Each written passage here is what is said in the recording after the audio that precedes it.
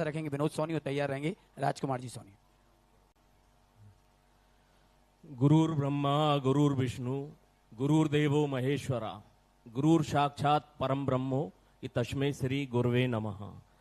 परम पूज्य गुरुदेव के चरणों में बारंबार प्रणाम करते हुए मेरी एक छोटी सी जिज्ञासा है कि गुरुदेव साधु, संत, सन्यासी और महाराज, ये ऐसे 4-5 शब्द हैं।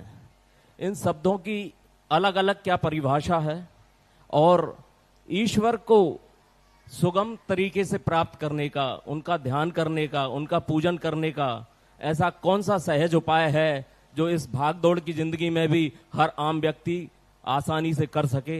ऐसा उपाय बताने की कृपा करें। साधु, संत, सन्यासी, ये शब्द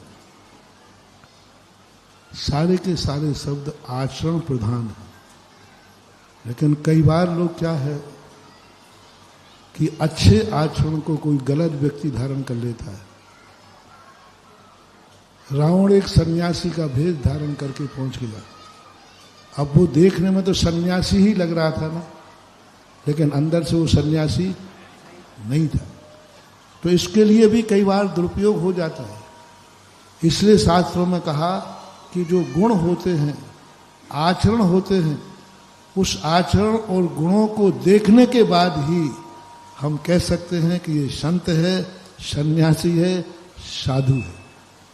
सामान्य रूप से इनकी व्याख्या में कोई विशेष अंतर नहीं है, लेकिन आचरण की अपेक्षा से इन पर विचार करना चाहिए और इनके विचार करके भगवान तक पहुंचाने के लिए गुरु ही एक ऐसी शरण होते हैं कि यदि सच्चा गुरु मिल जाए तो तुम्हारा कनेक्शन भगवान से जुड़वा सकता है। क्योंकि गुरु ही भगवान तक पहुंचने का रास्ता बता सकते हैं। भगवान स्वयं रास्ता बताते नहीं, क्योंकि वो अदृश्य होते हैं और गुरु ही मात्र रास्ता जानते हैं। यदि सच्चा गुरु मिल जाए तो शायद हमें कोई रास्ता मिल जाए, और यदि खोटा मिल गया बाबू तो